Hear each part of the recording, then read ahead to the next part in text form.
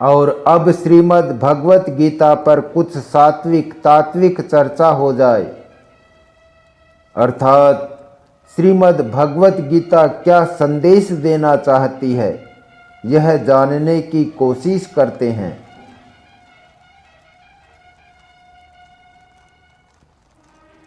गीता का उपदेश अत्यंत पुरातन योग है। श्री भगवान वराह कहते हैं कि इसे मैंने सबसे पहले शुकर क्षेत्र सौरों में सूर्य से कहा था। सूर्य ज्ञान का प्रतीक है, अतः श्री भगवान के वचनों का तात्पर्य है कि पृथ्वी की उत्पत्ति से पहले भी अनेक स्वरूप अनुसंधान करने वाले भक्तों को यह ज्ञान दे चुका हूँ। यह ईश्वरीय वाणी है जिसमें संपूर्ण जीवन का सार है एवं आधार है।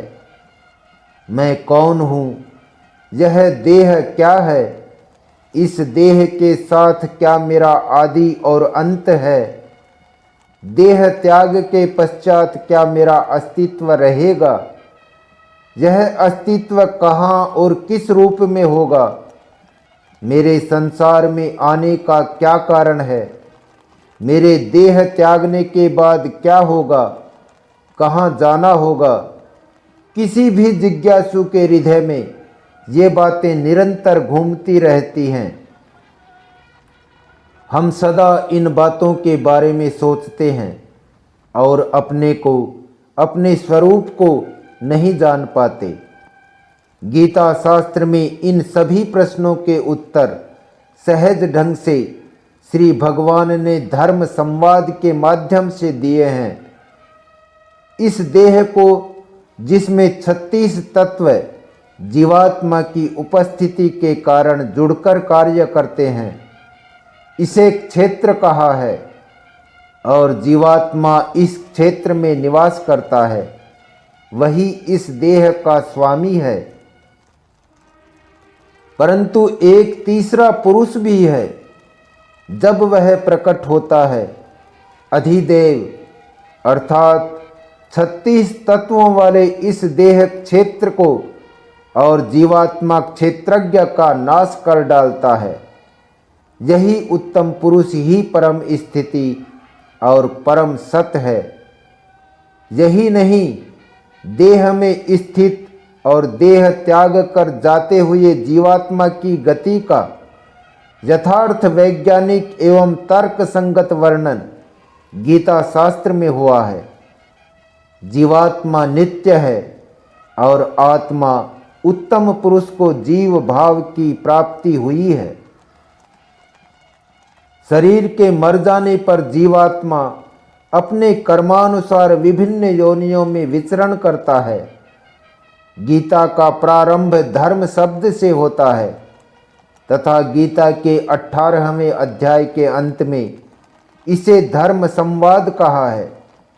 धर्म का अर्थ है धारण करने वाला अथवा जिसे धारण किया गया है। धारण करने वाला जो है उसे आत्मा कहा गया है और जिसे धारण किया है वह प्रकृति है।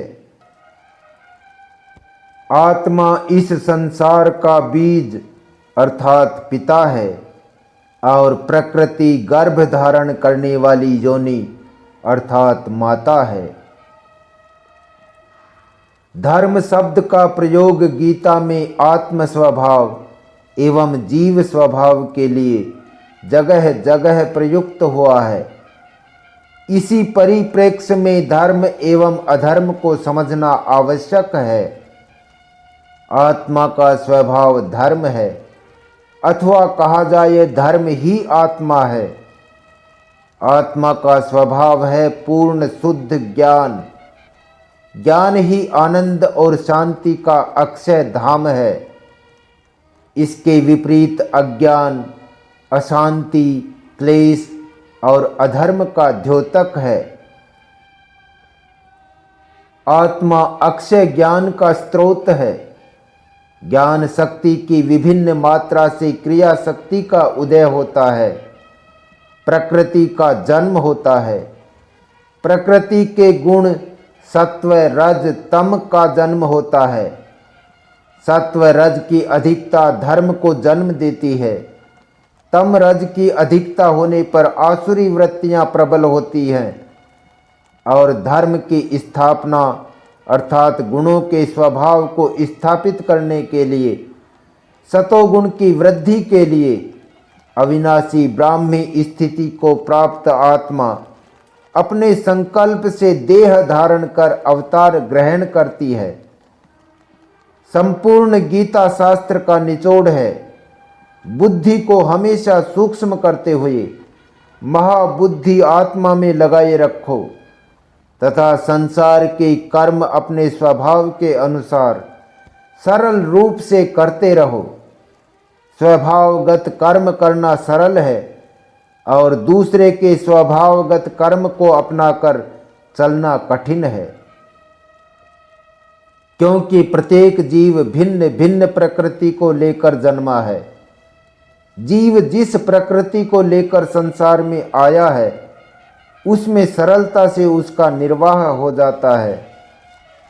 श्री भगवान ने संपूर्ण गीता शास्त्र में बार बार आत्मरत आत्मस्थित होने के लिए कहा है।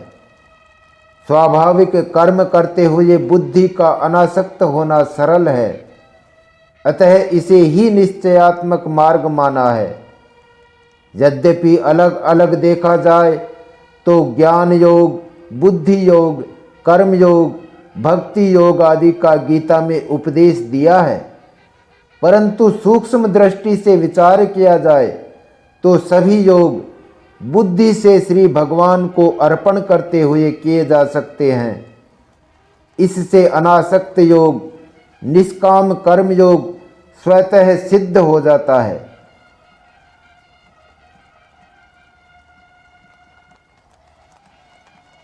अब मैं प्रहलाद मिश्रा आपसे विदा लेता हूँ।